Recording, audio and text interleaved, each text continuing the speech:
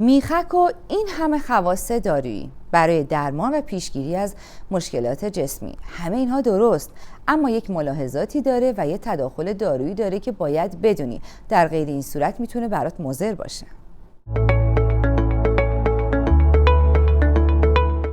سلام به دوستان خوبمون، امیدواریم هر جا که هستین سالم و سلامت باشید. فرشته اسفیدانی هستم، پژوهشگر و مشاور بین‌المللی سبک زندگی سالم. تو شبکه‌های اجتماعی تبلیغات خیلی گسترده‌ای راجع به خواص میخک هست. تا حدود خیلی زیادی درسته، اما اون چیزی که بهش پرداخته نشده ملاحظات و تداخل دارویی هست. ما تو این ویدیو از یک زاویه دیگه‌ای پرداختیم به خواص میخک. قبل از اینکه خواص میخک رو بدونیم باید مزاج اون رو بشناسیم. باید ببینیم آیا میخک جزو گیاهانی هست که طبع سردی داره یا جزو اون دسته از گیاهانی هست که طبع گرمی داره، رطوبت به چه میزانی داره، جزو داروهای یا گیاهانی هست که تری بیشتر داره یا خشکیش بیشتره.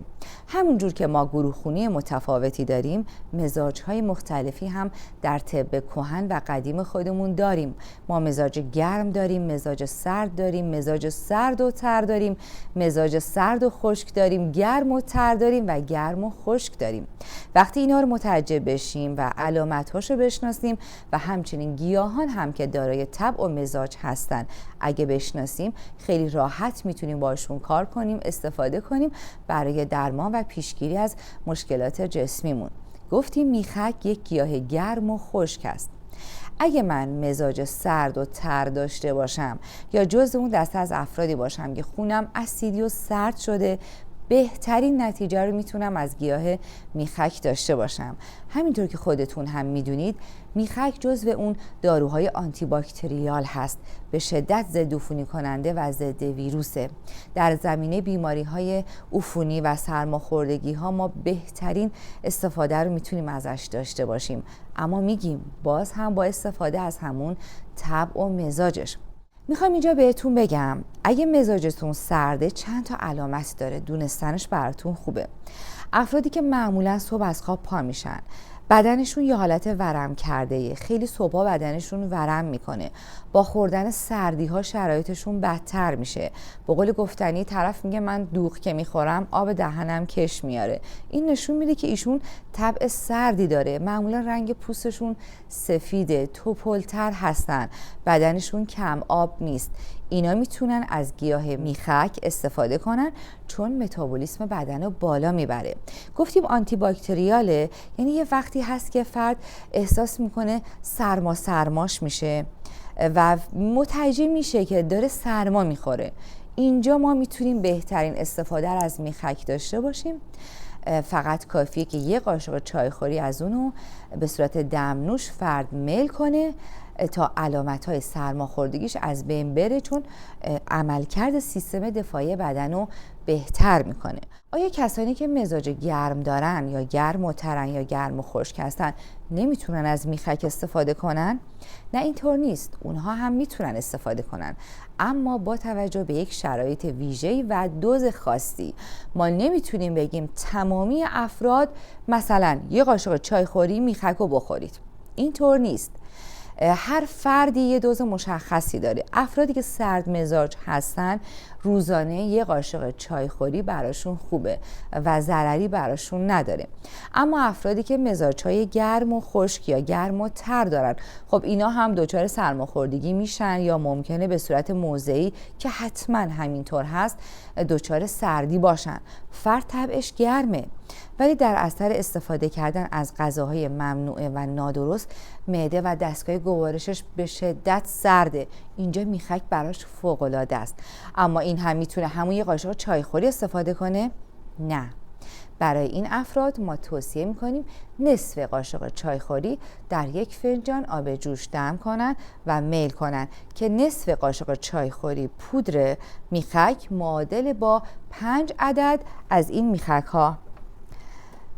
چه عطری داره دوستان، ببینی شکلشو، حتما دیدین دیگه. 5 از این میخک ها معادلش میشه نصف قاشق چایخوری. خیلی بوش عالیه. حالا از همین بوی عطر و خوبی که داره میخوام اشاره کنم به مشکلات ریوی. کسانی که مشکلات ریوی دارن و سرفه‌های خلطدار دارن، اینا میخک براشون فوق‌العاده است. همون یه قاشق چای خوری، یا اگه مزاج خیلی گرمی داریم با گرمی ها اذیت میشین، نصف قاشق چای خوری در 1 فنجان، روزانه 2 فنجان، یعنی هر 12 ساعت 1 فنجان میل کنن، به مرور زمان ریهشون تخلیه میشه از مواد زائد و بعد سلامتیشو به دست میاره. دیگه چه کسانی میتونن از میخک استفاده کنن؟ کسانی که دچار دردهای مفصلی استخوانی هستن یا اینکه تراکم استخوانیشون ضعیفه، مخصوصا تو سالمندها تراکم استخوانی ضعیفی دارن. هر روز از دمنوش میخک استفاده کنید، روزانه 1 فنجان، تا تراکم استخوانیتون بهبود پیدا کنه. این آزمایشی روی موش‌ها انجام دادن و دیدن بعد از گذشت 20 روز تراکم استخوانیشون خیلی بهتر شده و شرایط بهتری پیدا کردن.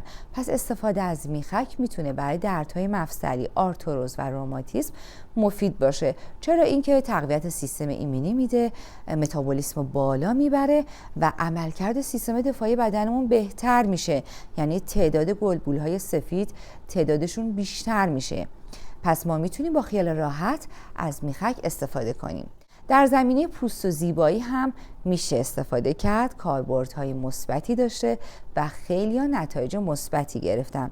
به چه صورت میتونن استفاده کنن؟ شما اگه موهاتون ظریف هست، خیلی نازکه و موخوره داره، میخک و 1 قاشق غذاخوری از اونو داخل 2 لیوان آب، این قسمت خوب گوش کن، 1 قاشق غذاخوری از میخک داخل 2 لیوان آب، اینقدری بجوشونی تا به 1 لیوان برسه، یعنی 1 لیوان از اون تبخیر بشه، داخل اسپری بریزین، اون اسپری مورد نظرتون، و 20 دقیقه قبل از حمام روی موهاتون اسپری کنید. اگه میخواین که موهای ابروهاتون هم ضخیم‌تر بشه، رو ابروهاتون هم اسپری کنید و بعد دوش بگیرید تا موهاتون هم اونایی که از دست دادید و دوباره در نیومده تیج بزنه، هم موهاتون پرپشتر و ضخیم‌تر بشه. اینو تا نتیجه کامل ازش استفاده کنید. خب یک نکته بسیار مهم و کاربردی که ما ازش سعی می‌کنیم استفاده کنیم، کسانی که یک تایمایی هست که نیاز هست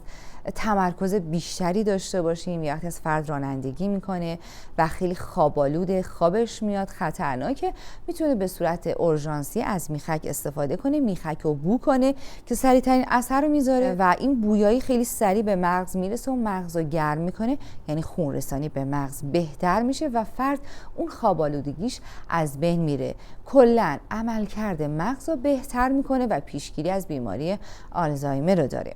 خب چه ملاحظاتی داره استفاده از گیاه میخک؟ خب ما همینا رو گفتیم، خوبه برای دردهای مفصلی، خوبه برای مشکلات گوارشی، خوبه تو زمینه پوست و زیبایی میتونید استفاده کنین.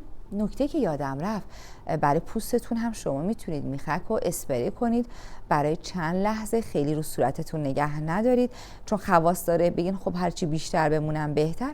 چند دقیقه، 2-3 دقیقه کافی هستش تا از خواص میخک برای پوستتون بهره ببرین.